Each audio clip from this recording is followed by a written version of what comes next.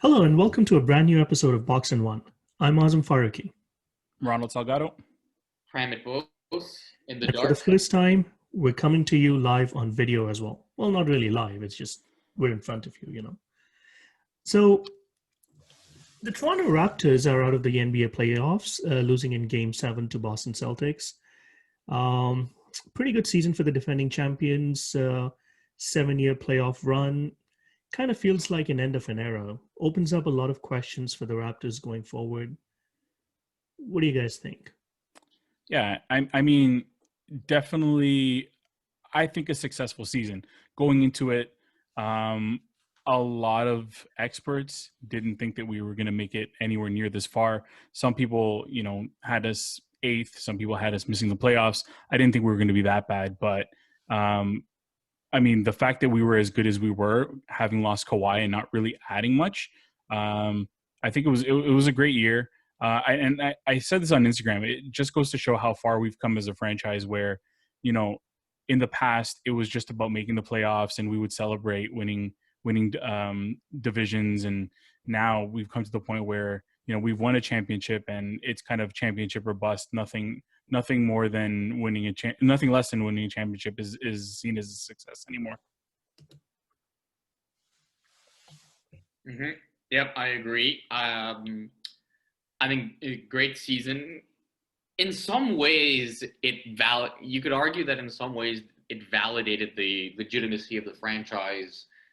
This season validated the legitimacy of the franchise more than even winning the title did, because we showed that we can be an elite team in the NBA without Kawhi Leonard. The Raptors are expected to fall off the map without him, and that didn't happen. I would dispute Azam's earlier comment that it is the end of an era. I don't think it is. I'm not saying it's an end of an era. I'm saying it feels like an end of an era because with the players involved, you may not see some of them back. Well, okay, fair enough, yes. But fair enough. I mean, I don't think after these playoffs we'll see some guys back. Marc Gasol, I think, is definitely one of those guys. But I still think the team is well set up to be a top 4 team in the East again next year, no matter what they do. You still have Kyle Lowry. You still have Norman Powell. OG really took a big step forward this year.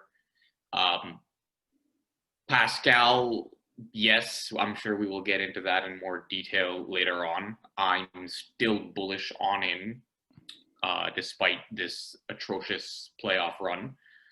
So, yeah, it'll be an interesting offseason because it's not a deep free agent class. There's still a lot of unknowns as to what next season looks like. A lower salary cap. We got to deal with the situation with the free agents. Primary Fred VanVleet is obviously of the three, the one that I would rank as the highest priority of the three. And we'll take it from there.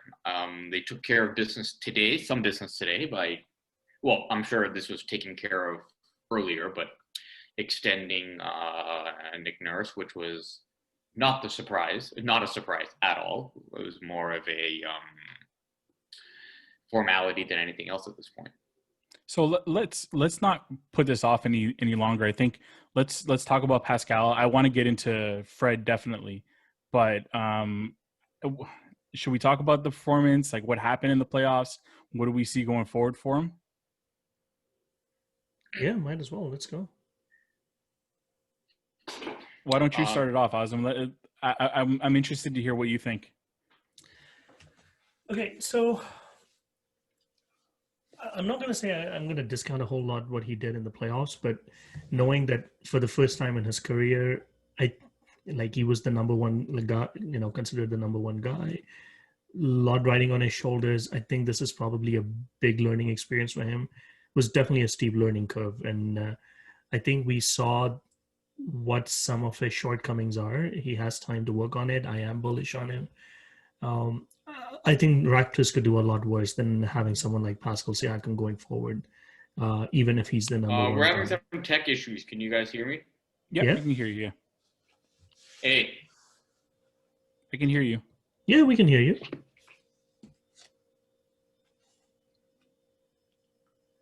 You can't hear us? No, we may have lost him, but I yeah. So, Oh, there you what do go. you I think think? he's back. I think he's back. There you go. Something happened. Yeah, that's all right. It's the first time doing it, so I'm pretty sure we're going to run into some tech issues here and there. Hopefully, we can work Are you these able out. to, But are you able to edit? maybe, yeah. I mean, I can edit it, yeah. But let's just keep it as is, just to keep it nice and rough Yeah, I'm for okay our with it. fans. All right, fans. Yeah. Here we go. Especially the ones in Ireland and Germany. We still haven't heard from them, so I'm starting to doubt whether they actually exist or I not. suspect the German ones. I have a sneaking suspicion as to who it is. Ireland, I have no idea. So back to Pascal. I heard nothing of what Azam said. So no, what I was saying was I'm still bullish on him. I think it was a pretty steep learning curve. We saw what some of his shortcomings are.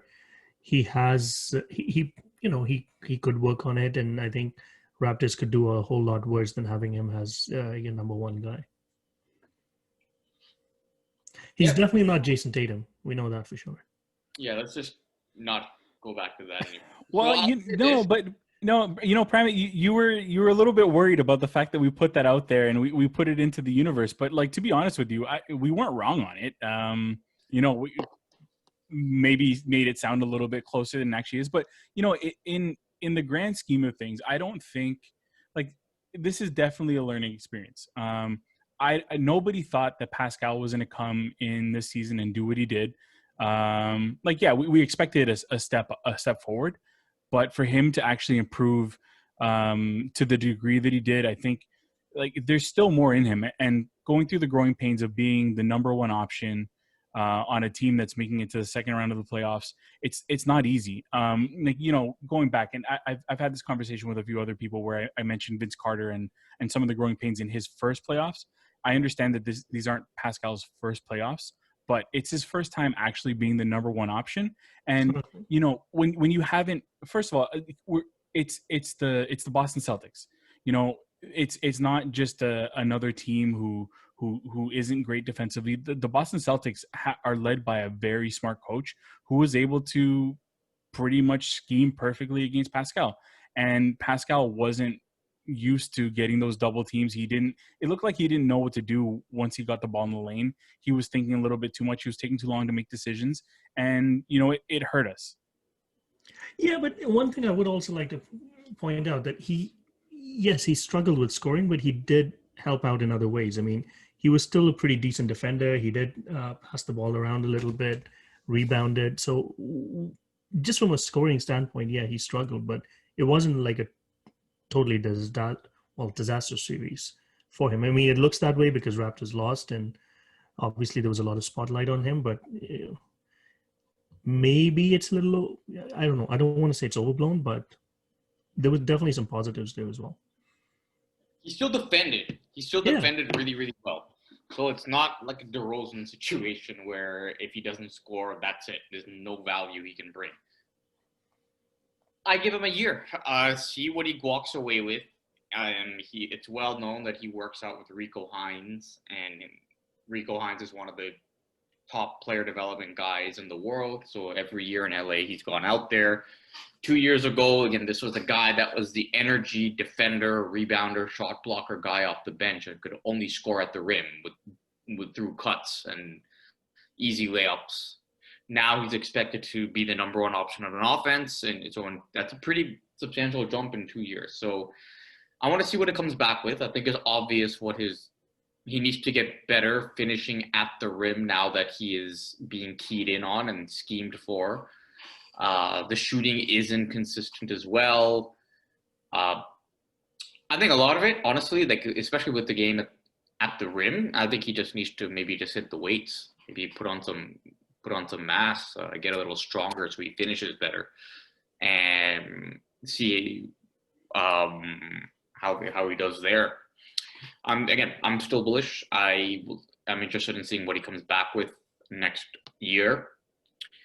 And if next year he has similar struggles, then you have to start to question, is he the guy that, if Giannis becomes available, then do you move off of him because you don't think him and Giannis can work together? You have to start questioning those things if he has another playoff like this next year. But for the time being, let's just see what he comes back with.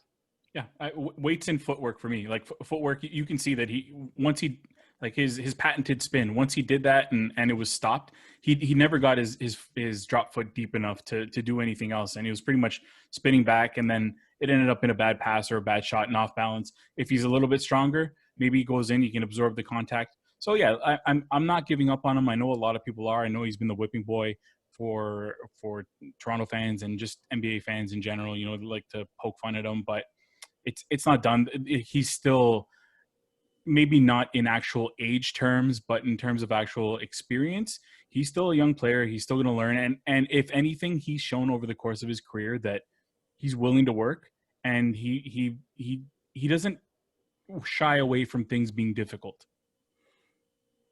Yeah, and that's something that's been evident in college, D League, progressing here at NBL level. So, yeah, shouldn't be any different. Yeah, let's see what he comes back with. All right. So, what else do you guys think?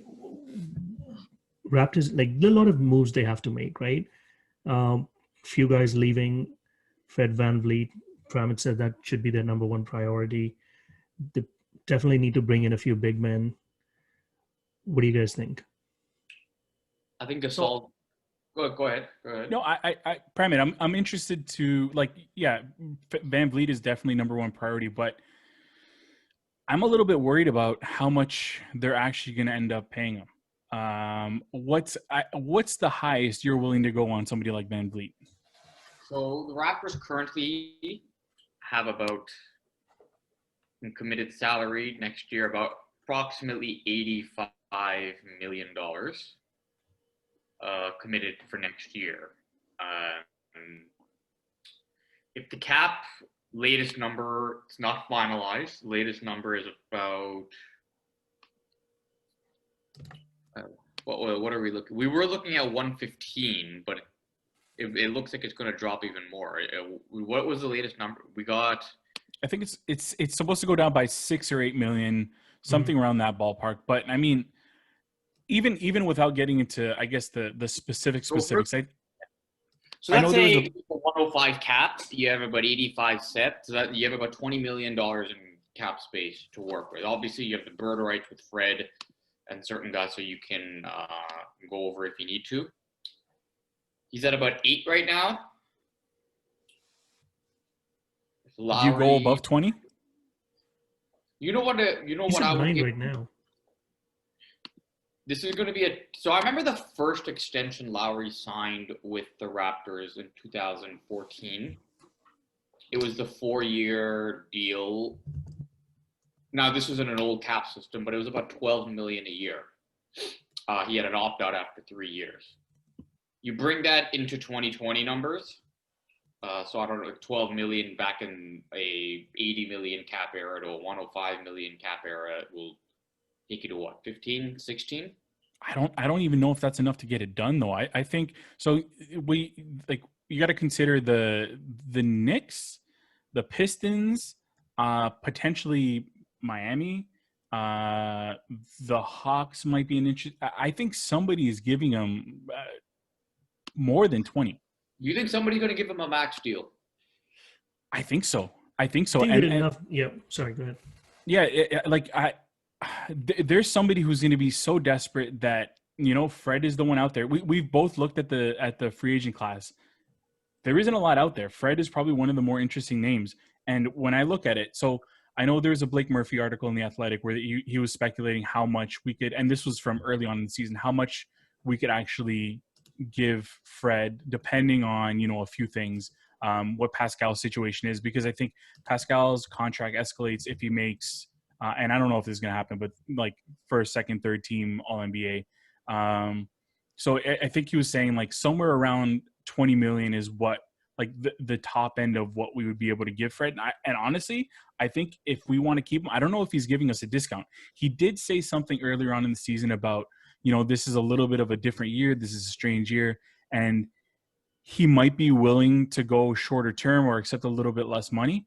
But I mean, to be honest with you, I think it's gonna be at least 20. It might be. It might be. Now they have the bird rights. They can go over the cap and avoid the luxury tax. And these are things that we have to look at, like what the salary situation moving forward. And Lowry made an interesting point at his end of the year when he met with the media after Game 7. He basically declared Fred the future point guard of the organization. Yeah, and I love Fred. I was the first one when the Raptors brought him in to Summer League at Wichita State. Like, as soon as I saw the name, I'm like, I love this guy, because I remembered him when he played against Miami in the tournament. Go Canes. And like, I've been a big Fred supporter since he was with the 905, since they brought him up to the Raptors. But there are limitations that he has, and a great leader, great defender, but offensively there are just some limitations, and they showed, like that final shot. You could see it there. Like, I mean, it's one shot. I'm not gonna judge a guy off of one shot, but I just think paying him that much money is a little bit scary. So let's look at the alternatives. If someone offers a max contract to Fred or more than Raptors and he's gone, what are you looking at? Who do you go after? Dragic? That's an interesting name, yeah. I'm looking at point. I think. How old is he now? He's Lowry's age. So, I mean, this isn't going to be – he would not be a long-term option. He would be a guy that you could sign on a shorter-term deal. Who knows what he will take, but – because the thing is that you could say, oh, well, a lot of players aren't going to want to test the free agent. Like, this is not a good offseason for money because of the uncertainty with what league revenues are going to be. Will there be fans at games? What the cap will be? But at the same time, the next year's free agency is another deep year. So there's still going to be those limitations now, and there's going to be the whole crowding out effect that there just isn't going to be enough money to go around for everybody. So some of these guys, like Van Vliet, Dragic type guys, this is their big year to cash in despite the uncertain economics of the league. So they may not – it's easy for us to say, whoa, a lot of these guys will just take short-term deals and re-enter the market next year or the year after. But it's not that simple. They may just take the guaranteed money out, even if it is a little bit less than they would have anticipated a year ago. Yeah, but and that's the thing, right? So you look at the class, and like Dragic is probably the most interesting name, but other than that, you got, I don't know, Brandon Knight. Does he float your boat? Or like, I don't know, Evan Turner, like not really a point guard, but I mean can handle the ball a little bit. Teague, like it's those types of guys. And even if you go further down the list, like there's nobody who's really going to jump out at you. So I mean, I don't know that they're going to get themselves in a situation where they say there's nobody else, so we're just going to give them the money, because I mean, I don't think the Raptors do business like that. But it might be a year where, Lowry's your guy. You give Terrence Davis a little bit more of the ball handling responsibilities, and then I've been looking at the draft, and there are some interesting names. And maybe you take somebody with the late first round pick. There's a few names that I've looked at. I don't think anybody that's going to be necessarily a future star, but somebody like a Cassius Winston, a Trey Jones, filling the point guard duties. Marcus Howard, if you want to score, which I've been saying that name a lot to you guys. Malachi Flynn. There's a few names that you can get late first round, and Marcus Howard, you can get him late second round. If you want to look at a shooting guard, if you look at Joe Harris is a name. Yeah. UFA. Yeah. He can shoot it for sure. He will get you some. He will help with the scoring, and yeah, he's not a bad defender either. I mean, he can definitely hold his own there. So DeMar's a free agent, no? Who? DeMar. If he opts out of his deal, he has Yeah. an opt out. I see where you're going there. I don't think it's happening. I don't think he's opting out. I don't think he'll get No, that. no, no, no. No, no, I no. don't No, think he's going to he's get that not. money for it. Unless he wants to take lesser now, but then secure more later. Maybe, but I don't see him opting out given the uncertainties. Especially for a guy like him whose game is just becoming more and more redundant in this league.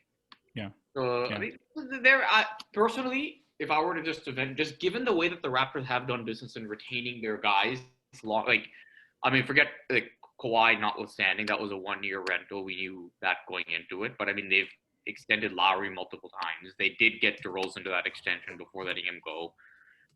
They did manage to keep Serge around before. After they got him, they used the bird rights and retained him. Even going back to guys like Gravis, Vasquez, and Patrick Patterson, they kept those guys that were good guys in their system and realized that they were a lot of these players were going to be better off playing here given the system that the organization has, and they wouldn't be going elsewhere. And they've managed to maintain that culture by, even when you do have turnover, by having homegrown guys who they retain, they maintain that strong culture that they've created. So I think they're going to keep him.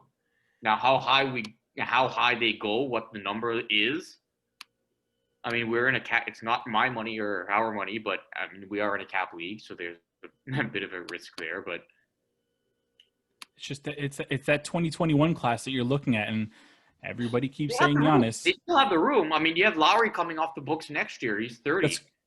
That's a good point. That's a good point. And when you, I mean, I'm assuming they'll probably end up re-signing him, but at a very big discount. But I mean, yeah, I guess they've got some important decisions to make, and I think everything is going to be, all decisions are going to be made with 2021 in mind, and the potential to bring Giannis in.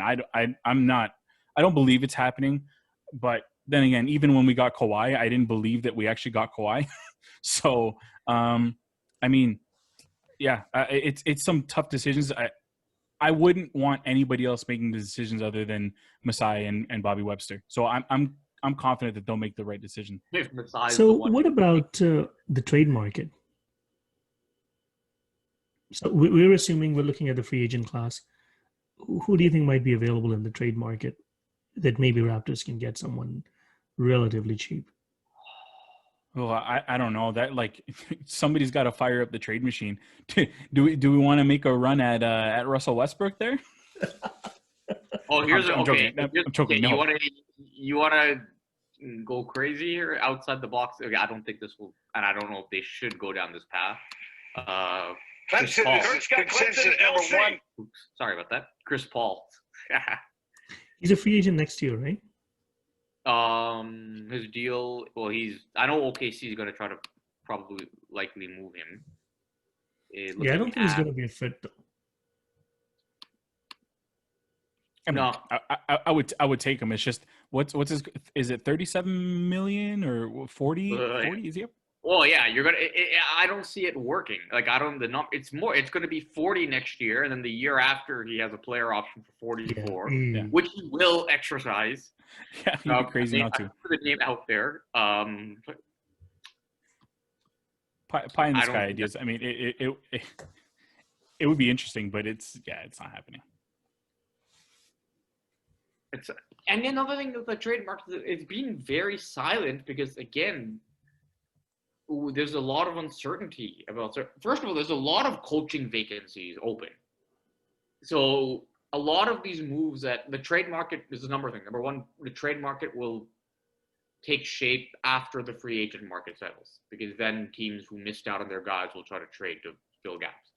Number two, again, the money situation is difficult to navigate through. We don't know which owners are willing to swallow it and just continue business as usual, whereas which owners are going to try not to spend and try to offload deals and find ways to save money and collect. I know the NBA, when it comes to moving money, is a little bit more restricted, but find ways to maneuver and save money.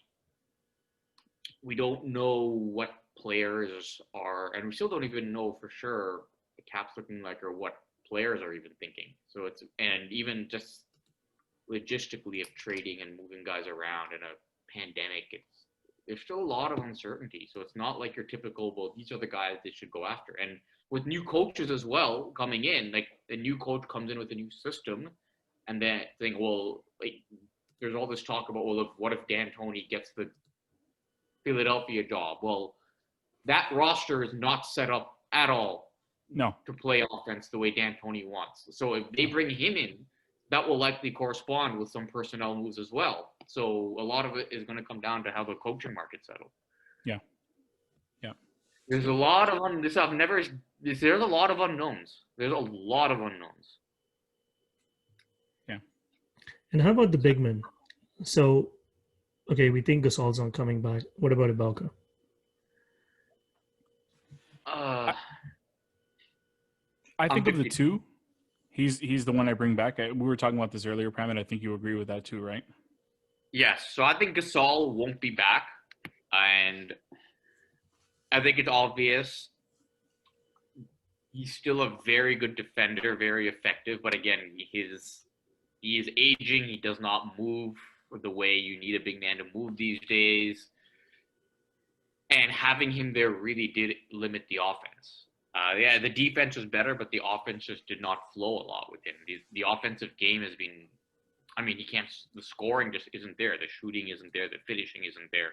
He can still pass and set screens and defend, but he's also a player that's 35 years old and on the decline. So he's not going to be, you have to expect that a guy at his age is that decline is going to continue. So even if you bring him back, you're still good, and it's less money, whatever, but you're still going to have to deal with the same issues on the court. So loved him when he was here. We would not have won the title without him, but I think it's time to move on from him. Okay, so what are the options then? Well, one of the names that I was looking at, and I don't exactly know. I don't know exactly what's going to happen with him.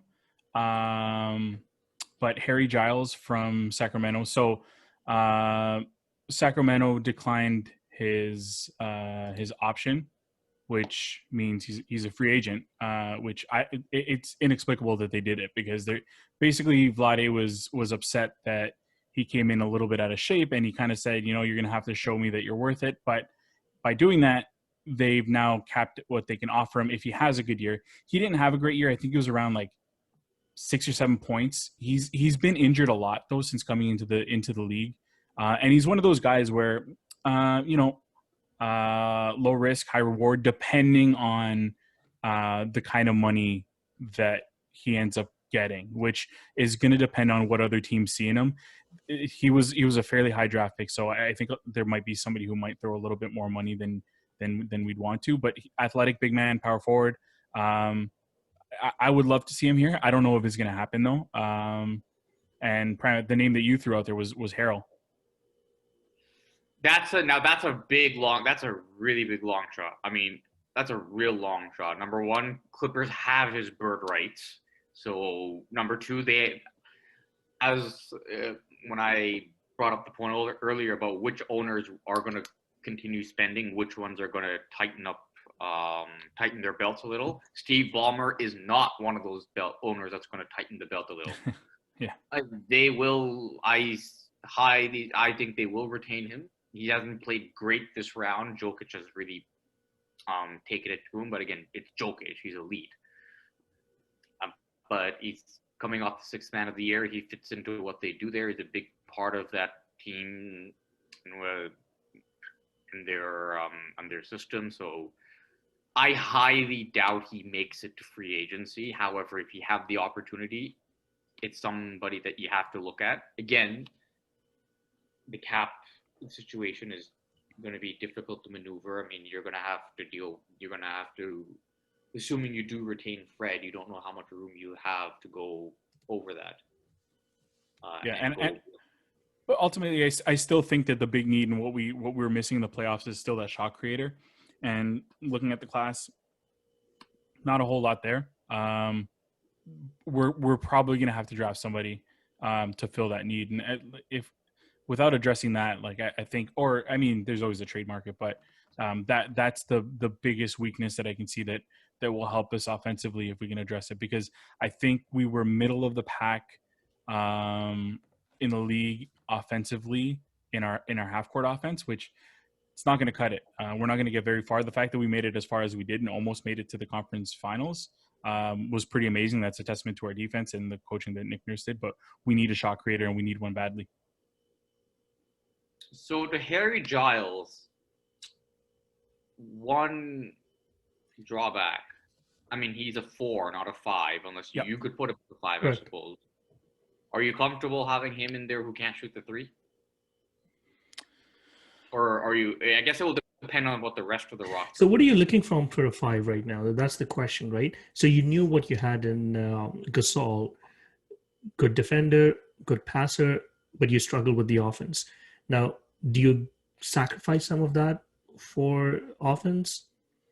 And I mean, who do you have available in centers? Like, I think it's Andre Drummond, Mason Plumlee. Like, those are your top guys in free agency right now. Yeah, I'm not touching Drummond. So I think Drummond has a player option, if I'm not mistaken. Does he? Was that this year? I don't think he does. I think it was last year. Okay. Yeah, maybe I just saw it wrong then. But yeah, I don't. That those two don't really. I mean, Plumlee's not bad. I actually don't mind him. But for me, what I would be looking for from a center is somebody who you don't need to run anything through. So it would be very different from the way you use Gasol. You're not running any offense through him. What I want is somebody who can set a pick and somebody who can dive to the basket. And then what you're going to have to end up doing, because there's going to be some touches available. So OG had some ridiculously low usage this year, and he did a lot with what he was given. I think some of the usage is going to go over to OG. Mm-hmm. And there's still the option of running the small lineup that they were running, where you have Pascal and OG at the 4 and 5. One to go back to Harry Giles. I mean, obviously I think a lot of these numbers you take with a grain of salt because it's a byproduct of the system and the players around them. But in terms of defensive real plus minus, now this is ESPN has him ranked it considers him a center, not a power forward. Mm-hmm. He had the second worst defensive real plus minus among centers in the league. Again, the Sacramento was not known to be a good defensive team at all. It's a byproduct. A lot of these numbers are a byproduct of the system, but second worst. That's my thing, because Nick Nurse sets this standard as if you don't play defense, you don't play at all, and I'm sure he will have to like look at finding a way to balance things out, but I don't know if he's young and there's upside, so that's a good thing. And the Raptors have a great player development system here for sure, and they've developed a ton of guys over the years. So, I mean, he's a guy that he would be a project if you bring him over. But I don't think he's the guy that you'd bring in and he's in your rotation immediately. He's going to ride the bench, play garbage minutes, and have to earn his time through practice because the defense is, and understandably so, given the limitations this team had offensively, they have to just play lockdown D all the time in order to win. Yeah, and I don't think he's coming in and being a real difference maker right off the bat. Like I said, I think it's one of those low risk, high reward, kind of like a Rondé type, where you can get him on some cheap money and maybe he turns into something and maybe not. You still have Chris Boucher, who maybe can get some more minutes. I don't know how comfortable I feel giving him anything more than something in the high teens, but maybe you give Boucher a little bit more run. But I want some athleticism for my centers. If they can shoot a little bit, great. But, doing stuff without getting the ball is, being able to score without getting the ball is what I would love from a center. Tristan Thompson, the local guy. He rebounds. I mean, and he can defend. In the right system, he can defend well. There's still some shot blocking ability there. I think it'd be a cool little story having the local guy back here. It's like the McGlure story all over again. Well, he's a little younger than McGlure was. Yeah. No. I have that hatred built in from when he was with Cleveland, so I don't think I'm ever going to lose that, even though he's a Toronto guy. The Toronto guy, but I mean, he went down the Kardashian path and wore for a coat, so that I'm kind of not a big fan of that. But that aside, he's an interesting name. There were rumors, I think back in December, there were some rumors out there that the Raptors were looking at him, and the Raptors squashed that. Obviously, nothing happened at the trade deadline. I wonder if is he a guy? I mean, he's gotten his big money deal already.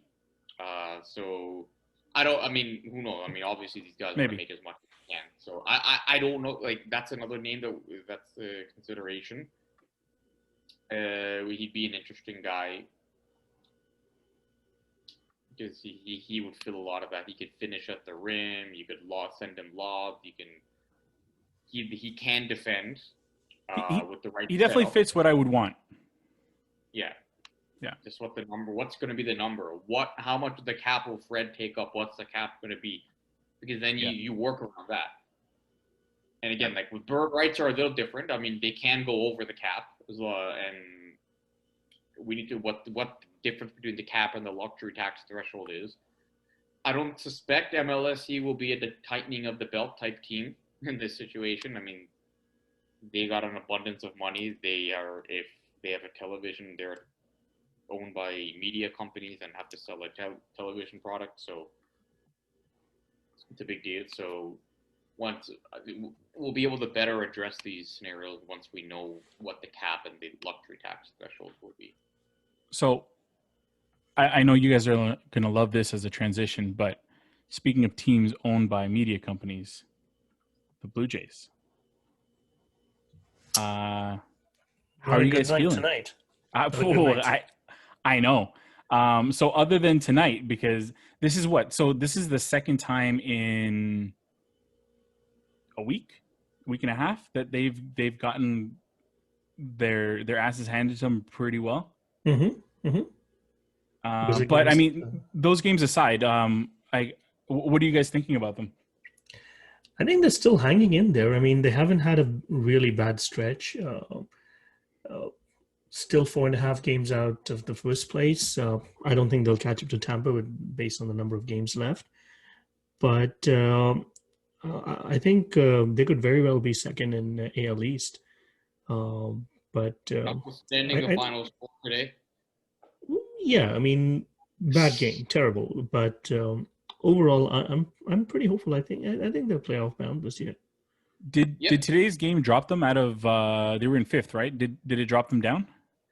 I know I heard on the telecast that I think it dropped them down to seventh right now. I think this. Yeah. Well, they tied. They were fifth as of Sunday. Yeah. After the win against the Mets. Yeah. Well, here's the thing: they'll always be either that or seventh, right? Because the way rankings are set up, because you have the two from each division first, right? So, do you guys think Derek Fisher needs to go for far away? Did you see what happened today? No, I did not. I saw that Walker trending on Twitter, and not for good reasons. It's bad. What happened? I didn't see it. He missed some very catchable fly balls, like awful. Like it was to the point that even Mike Wilner tweets, Derek Fisher owes Taijuan Walker a couple of Rolexes. So was it worse than his first miscue where the ball just hit his face when he first came on last year? Remember that? Was it worse than that? I gotta see. I didn't see what happened. So I saw a little bit of Taijuan getting pounded in the second inning, I think it was. Maybe I turned it on the first inning. I didn't stick around. And honestly, once I realized around the third inning that I was missing the Heat and Celtics game, so I ended up changing it. I think by the time I changed it, it was like 13-3 because Lourdes hit a 2-run homer. I figured I'm okay to miss the rest of the game because I didn't. Mercy rule should have been in effect again. Yeah, but that's the thing about mercy rule. Even that comes after 5 innings. This was bad by the third. Oh, and it shouldn't have happened. Taiwan Walker gave up 7 runs in this game. 7 runs were charged to him. No, it was 1 run charged to him. Well, that's kind of dumb. 7 runs, 1 earned run. Yeah, so that's awful. A whole other level of dumb. So, oh my goodness, and then Shun Yamaguchi. Ooh, he's been pretty decent. Like after his first couple of disaster starts, he's had a couple of rough outings recently, but overall he was pretty solid. Yeah. In between. Well, after today, he has an ERA of 6.65 and a WHIP of 1.52. Well, one thing you've got to remember about the season, ERA is going to be really wonky for a lot of pitchers. Yeah, I mean, not many of them will throw more than 20-25 innings, right? So one bad outing will ruin the ERA for them. So you got to keep that in mind. So what I wanted to ask about too is the whole, since we haven't, this is our first episode, and I think in a week and a half we're a little bit off schedule now. The whole Tanner Roark fiasco, where he got pulled before the third time around the lineup, had some words for Charlie Montoyo. You guys agree with them? You guys understand why they're doing what they're doing, and are you guys worried at all about how much they're taxing the pen? So here's the thing, right? I think it's pretty common these days that the front offices, managers are very hesitant in having starting pitchers throw third time round, especially middle to back end rotation guys. The numbers dramatically are worse off when they're facing the guys third time around. So I see the logic behind it. If I'm not mistaken, Roark's numbers third time through aren't as terrible, fairly similar to his second time around. And the other point being that, I totally get Montoya. I don't think it was a bad decision or anything, but I think sometimes you may have to think about how much you're taxing the pen as well, and maybe let him eat up an inning or so, and just because the bullpen has been throwing a lot of innings, right? And they've been pretty spectacular for the most part. But there was a point that they were just running on fumes, and I think anytime you have a starter being able to throw in a 7th inning in this particular season, it's worthwhile looking and pursuing with it. Yeah, I think I agree. I keep in mind that I grew up watching guys like Halladay, and I love watching the Kershaws and the Verlanders just destroy. Yeah, but we're talking about Tanner Roark. I would not disrespect. Yeah, Tanner Roark isn't that. He's not at that level. I agree. So, and I'm all for analytics. I do think baseball has gone a little bit overboard in that one direction of it, and as we've talked about, it's made the game less fun. I don't blame Roark for being mad. I mean, the guy's a starter. He wants to go inning. He's thinking about his own career. He's after this year, he has 1 year left on his deal. You want to show that you can have the opportunity to go through lineups 3 times. So yeah, he's incentivized to have those opportunities. I get the Jays perspective, short season. Every 1 win is 3, really. So I get why they're doing it. I do worry about the bullpen at times. They've thrown fourth most innings for any relief staff in all of baseball. And they also have the highest WAR. So it's not as if a lot of these guys are coming in and doing a mop-up job. They've actually been lights out. Probably the biggest reason why the Blue Jays are in the position they are today is because of that pen. And have a couple of guys coming back. Giles is back, so obviously that helps even solidify it even further. But yeah, that's the only thing, right? They haven't had too many starters even starting the 7th inning. So well, I saw a stat that the starters are averaging 4.1 innings, and I think Tanner Roark, I think his OPS was against him was 790. I think the third time through the lineup, and second time was 770, something like that. And I think for the starters as a whole, I think it was actually plus it was over 1,000. So I mean, Tanner might not be necessarily as bad as the rest of them, but I get a little bit concerned about how much they're putting on the pen. But yeah, like you said, it's definitely the reason why why they're at where they are. And like you said, they're getting some help coming in, and I think, if I'm not mistaken, is Pearson going into the pen when he comes back as well? Yep. Yes. So there's more help coming, even more. Oh, absolutely. Jordan Romano, if he comes back. Right. So, I mean, the pen's going to be pretty strong.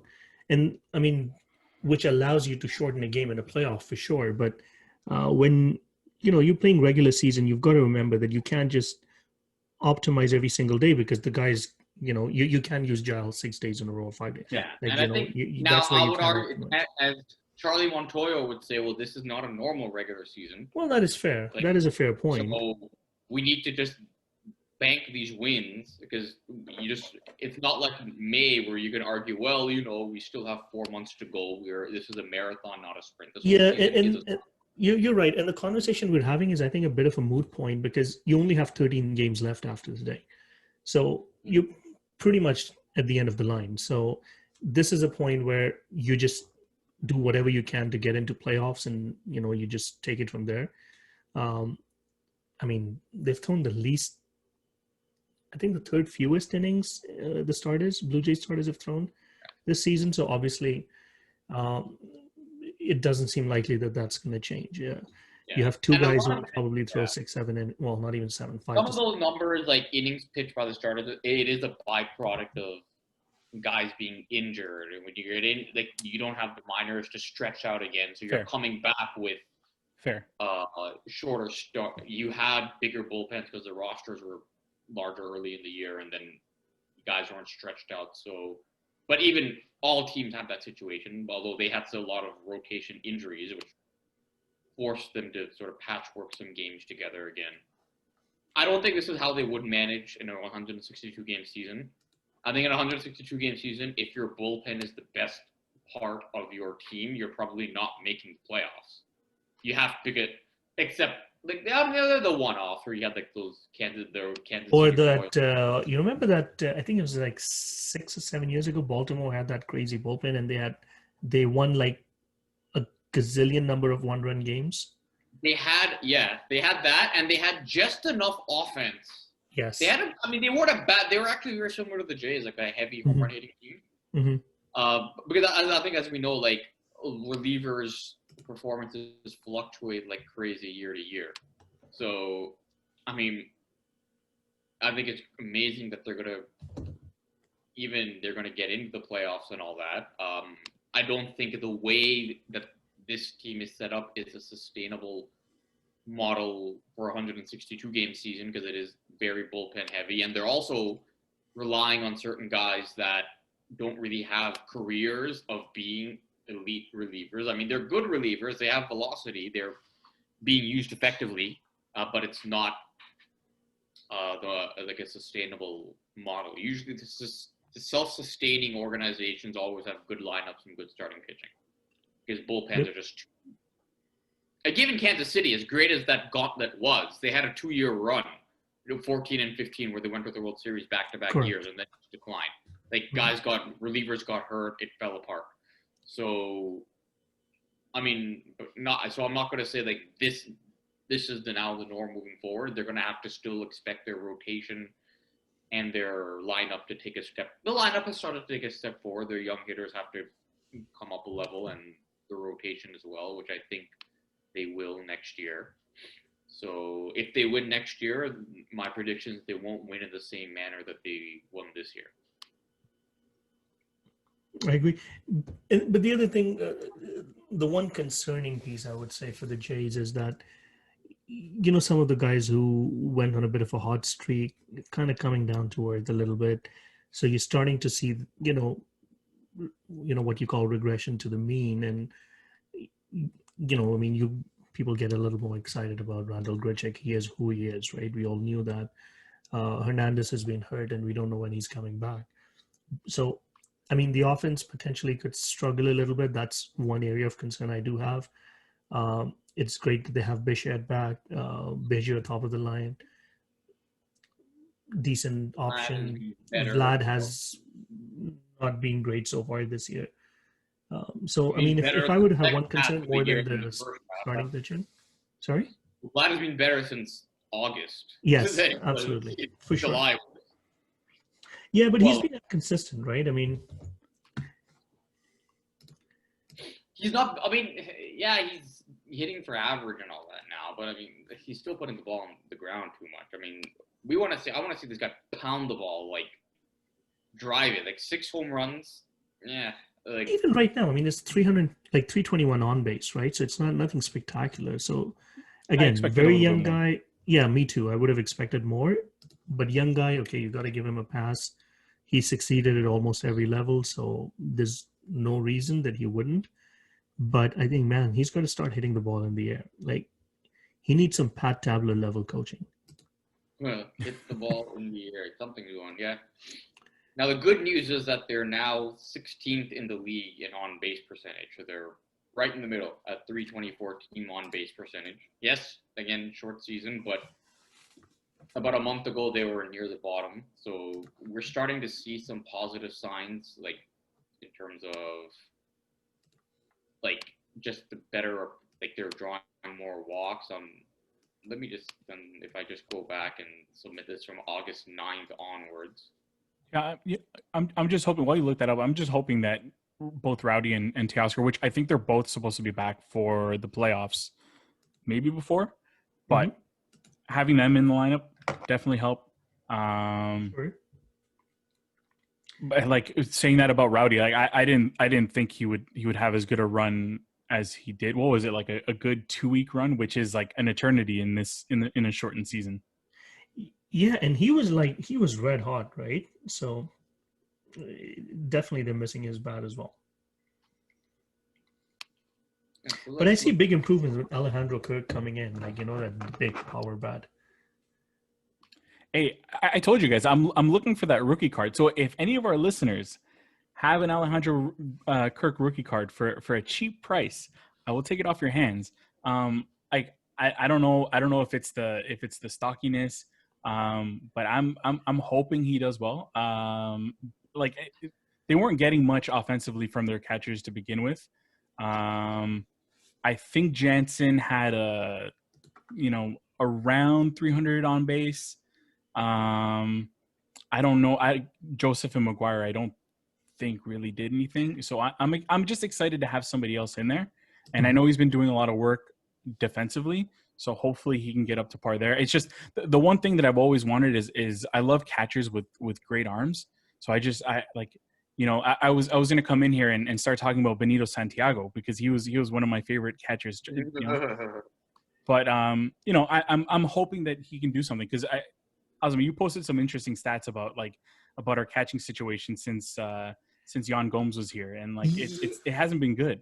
Yeah. I was just wondering, right? So Jan Gomes, if I'm not mistaken, I think he was at Tennessee and he was JP RNCB's backup. I could be totally wrong, but it's funny that they had JP and then they decided, and I don't know if it was they had Travis Darnell back then or not, but they traded him away and Cleveland very quickly signed him to an extension for 6 years or something.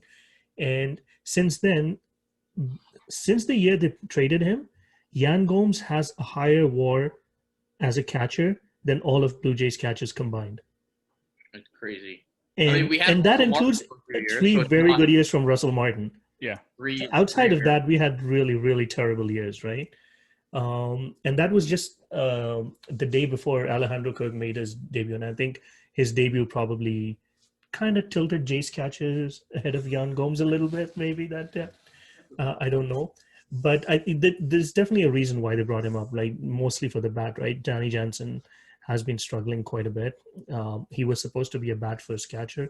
Hasn't really broken out that way as yet. So we don't know what they're looking at going forward, right? I could probably see them in the offseason packaging one of McGuire or Jansen in a deal for something else where they may have some need. But the other thing is that I don't have the Alejandro Kirk rookie card, but I do have a Yan Gomes signed Blue Jays spring training game ticket if you want. Oh my god! Is that from when you guys went? Yeah.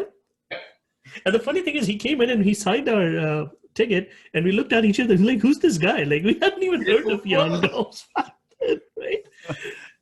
Didn't he sign Primate's chest too? Didn't Primate pull his shirt down and get him to sign his chest? I wish. No, that was John Farrell. So back to the Jays stats, and I think given that before we wrap this up, so the positive with the offense, which is, and I'm a big proponent of on-base percentage. Since August 9th, the team is at an on-base percentage of about 339, which is quite good for a collective team. And since September, it's been 344. So we are seeing some, even with some guys coming on, I think we're starting to see some development in the offense, which is good.